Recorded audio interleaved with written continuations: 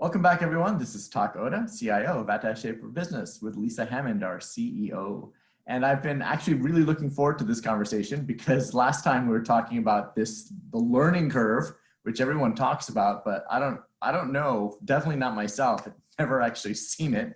So here it is. And if I had it in my mind, it's upside down from how I imagined it. So I've been dying to ask questions about it. So Lesa already told us a little bit about the general shape of it. You can go back to the previous video. We'll put a link in there if you want to just get the overview. But I want to find out today just about like that first quadrant, quadrant number one, the enthusiastic beginner. I like the graphic in there too. So can you tell us a little bit about where the employee is in this quadrant?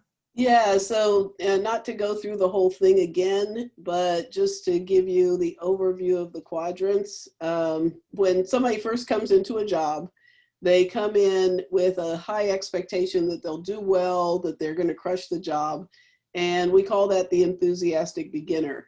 They have high confidence and basically pretty low competence because they don't really know what they don't know at this point.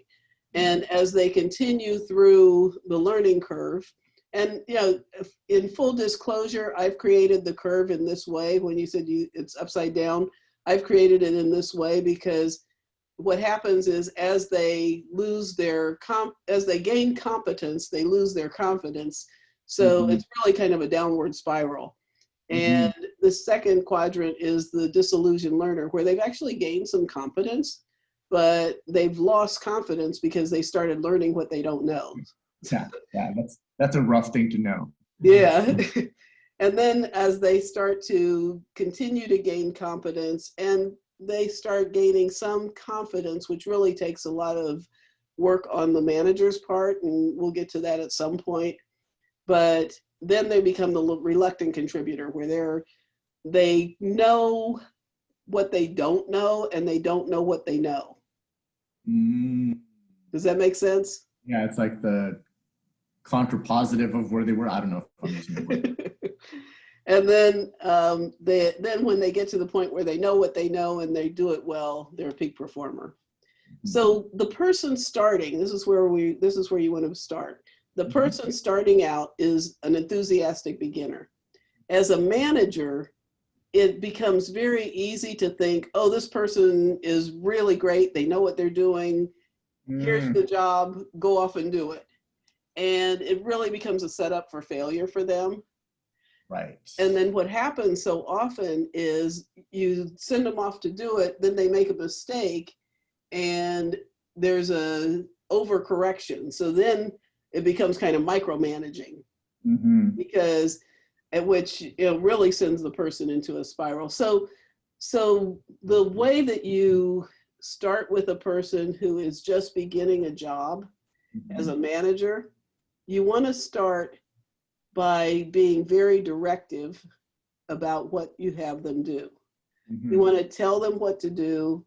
You're not, unless you get somebody who comes with a lot of experience at a high level, then you're going to do something different. But if it's a new job or a new position or even a new task, you want to tell them what to do and how to do it. You don't want to leave it to them to try to figure it out. Right. You're trying to avoid situations that they're going to find disheartening, basically, right? Yeah. And unfortunately, they may feel it's a little disheartening that you're telling them so much what to do at first, because this is where you micromanage a bit. But you don't have to do it forever. You figure out what they know and you figure out what they don't know, and then you move on. But you really need to spend that time up front with them so that they aren't thinking, okay, I've got this, and then realize they don't, and everybody else realizes they don't. And what happens often with this area is the person comes in very enthusiastic. They feel like they've got it. They don't want to show their vulnerability and what they don't know. So they end up making a lot of mistakes because they don't want to ask for help. Questions. Exactly. Right. Okay, so there's a delicate line, right? You don't want to overwhelm them. At the same time, you want to set them up for success. Right, okay.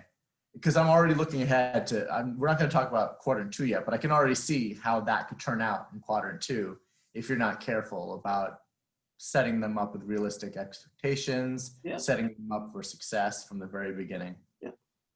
Makes sense. Yeah, and you know, the worst thing that can happen in quadrant 2 is they end up leaving, and they didn't need to, because you know, they get disheartened, they get to the point where they're like, I don't want to do this job, or I can't do this job, and they leave.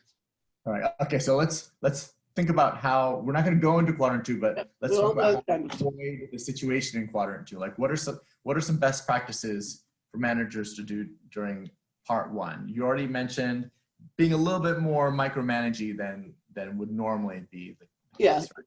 So you want to be directive. You want to tell them what to do, and the questions you want to ask them are questions to ascertain whether they know how to do something. So you want to ask questions like, you know, given this situation, what would you do? And then be able to adjust it for them. So you want to tell them what to do, and you want to tell them how to do it. And you want to basically train them in a way where you're telling them, you're then asking them what they know. You know, like you tell them what to do, you ask them what they heard that they are to do or they know, and then you let them do it. So you don't want to just send them off to do it. I love that. I love the hypothetical situations that you're setting up for them. So you give them a chance to fail, but in a really low stakes way, right? Exactly. You figure it out so that the failures don't seem too bitter, but the successes are real.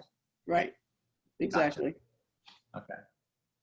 Great. Oh, and one other thing here, I know we keep harkening back to previous episodes we've had, but like you're also talking about how the importance of real onboarding.